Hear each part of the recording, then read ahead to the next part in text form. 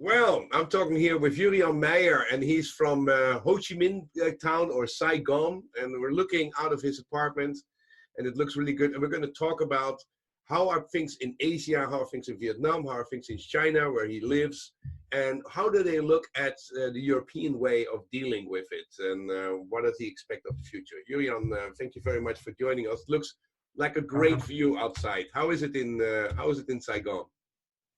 Well, it's absolutely definitely better weather than I had in the Netherlands the last month. It's balmy weather, nice wind, but it's also a little bit of eerie feeling because the city is quite empty.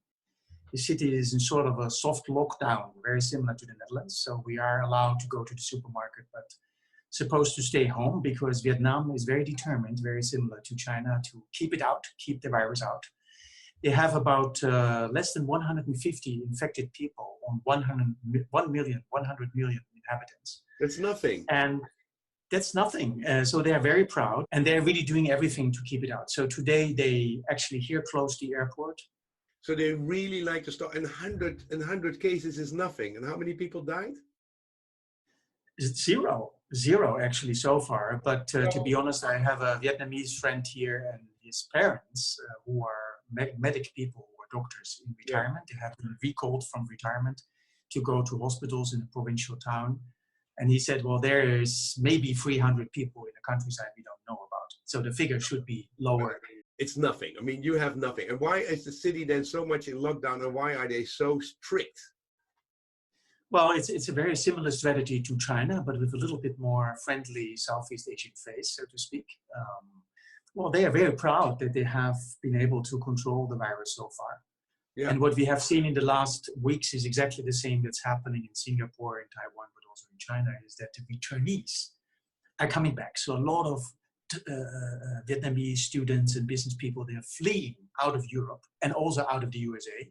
They're really afraid that they don't have the health insurance, for instance, in the United States to be treated. So they take the last planes back to the country. Okay. But almost every plane coming back to Asia now detects infected people. And that is a nightmare to the strategy they have here, which is total containment. Yeah. So now they have decided a week ago that everybody who comes off a plane, regardless you are sick or not, is going to be tested and is being quarantined for 2 weeks in a facility. So you cannot go home, you cannot leave, you're just locked up. Hey, what is it doing to the economy of a country like Vietnam? Well, obviously, the biggest sector they have now is actually tourism, and tourism with Chinese, not so much Europeans. So the Chinese left about a month ago. Then the Europeans left because nobody is coming. You are going to be interned, and now the border is physically closed. So that's a big one. But another one is obviously the supply chain. So I speak to people who are running shoe factories here in Vietnam. So they are missing supplies from China. They are coming again. But now, obviously, the demand side is going to collapse in Europe and the United States. So they have reductions in garment and shoes and a little bit of low-end manufacturing here of about 30 to 40% already within 1 month. How about malls? How are malls doing? How is shopping going? Well, I was in a shopping mall yesterday because it was a supermarket, but anything except for food there's no interest. So there is people there, there is some attendees over there, but nobody is interested in buying anything like clothes or shoes. So Vietnam is very serious, just like Taiwan, Singapore, Hong Kong, and South Korea, and they're very proud to put everything down. Let's talk about life in China, because I mean, there they have 0 cases. They're trying to restart the economy. What do you hear there? Because that's where you live, but you cannot go back there, right? I mean, exactly. So I want to go back to China, but I'm sort of grounded here in a actually very pleasant place. But it will take at least 30 days that the country will be closed. I'm talking about Vietnam. China never has closed the borders, and they're not going to do that, if only to be open to the world. But they have cranked up the measures enormously because when they saw these planes coming in with all those infected people, they completely shut down the airports. They focus now on a couple of airports where they receive those international flights, and everybody is tested, is put into quarantine. So they are creating a cordon sanitaire, right, as they say in French around. And I think it's a good thing within the narrative because they now are loosening up. More and more people are allowed to leave their apartments. And a major milestone is that now the province of Hubei has opened yesterday, I think. Yeah. And the city of Wuhan, where the whole thing started, will officially open on April 8th. Then do you think that China is recovering? I hear that the factories are getting open. How do you see China getting up and going? Because in terms of February economy, it probably was down 30 or 40%. How fast do you think they will recover from your perspective? They always said three things have to happen to bring China back to normal. Number one, the President Xi Jinping goes to Wuhan, and that happened. He went there 2 weeks ago. Yeah. Number two, they will reschedule the Lianghui, so the parliamentary sessions that were canceled for March. So when they reschedule that and allowing tens of thousands of delegates to go into Beijing, that would be a big sign, but that doesn't happen yet. And number three, maybe the most important is obviously the schools, because the parents need to have the confidence that their children are safe. And I think that's the biggest gamble the government in China needs to make, to give people really the confidence that they can go out. How do you guys look from your perspective to Europe and America, where we say flatten the curve, like Merkel, who says 60% of the population will get it. It's just we have to make it workable. How do they feel about that kind of a fundamentally different approach? In absolute horror. In absolute horror.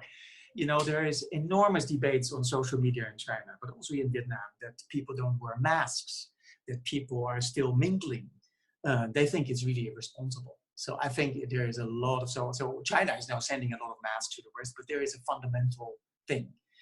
What people don't know in the West, it was very well explained on BBC last night on the radio, is that masks always have been part of the Asian culture, yes, originally coming from Japan. So you take care of others by wearing a mask when you have a cold. Yes. So we are doing this for others. So I think the more collective societies here, taking care of each other, taking care of your parents and of your children. But do you really think that they are not able to keep it out? It seems like they're able to do it. I think they are able to significantly delay it. I think they can, because they have now refined the technology and the measures, and they have the tools and the power in all these societies, including Vietnam here. Other than the systems, it's not only about democracy and more autocratic regimes, it's also about the society. The society here is really a collective. It's family, it's the nation that is important and not the individual.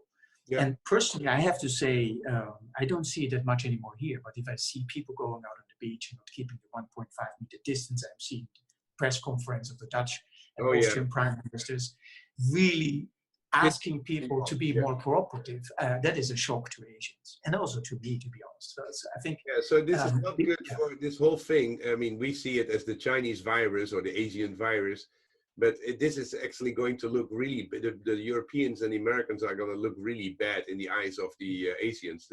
Our reputation will go down, I guess.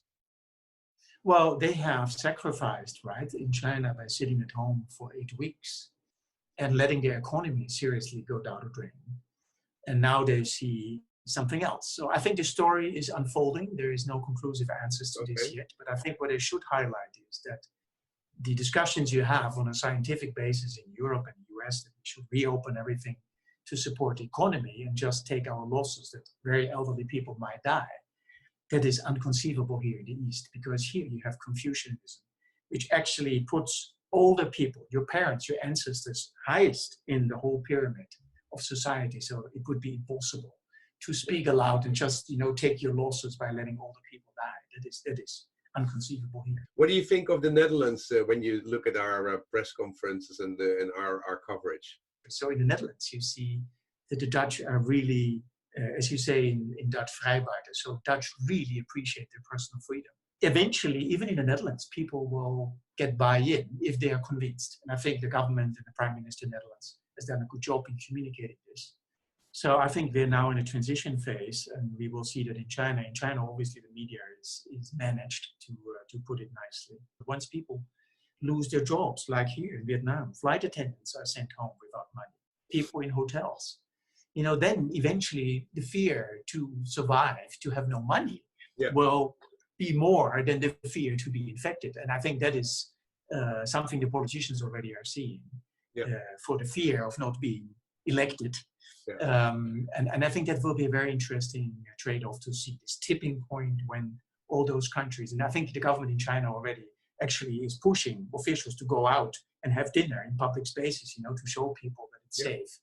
So they're pushing very hard to bring the economy back. I think because from my personal view, I think it's quite mad what we're doing, stopping so many industries, particularly in retail, hampering supply chains, totally killing the demand side of things. That's really a global disaster, and we have to stop it as soon as possible. Yeah. I'm What about your business, Structon in China? You're building subway trains. How is that business developing? Well, Structon, to start with, in the Netherlands, has a very good position because they were exempt. They're being earmarked as a critical industry because they are still, maintaining the railway network in the Netherlands, and they're doing that in a very good way. And I'm surprised that out of China now, actually, we have new opportunities coming to us because the Chinese are open for business. So actually, BYD, the famous electronic, the battery-driven car maker, who are also making urban rail solutions like monorail, they invited us to participate in a project in Brazil for urban rail. So they want to go, Yeah. So China might actually be, the wheel that sets the whole thing in motion. The only thing that I really am afraid of is if Europe and US really go to in a demand collapse, that it will be very bad for China. Well, Yurian, I really enjoy looking over Saigon, and I really, really enjoyed the conversation. It's really unbelievable the model we've taken to flatten the curve, but let everybody be infected, and then the incredibly strong measurements they take in Vietnam and all these cities, all these SARS cities. Who is right? I have no idea, but you basically pointed out that dilemma in the most wonderful way. We'll get back to you, in a couple of weeks to see an update, but this was fascinating. Thank you very much. Well, thank you, Vincent. The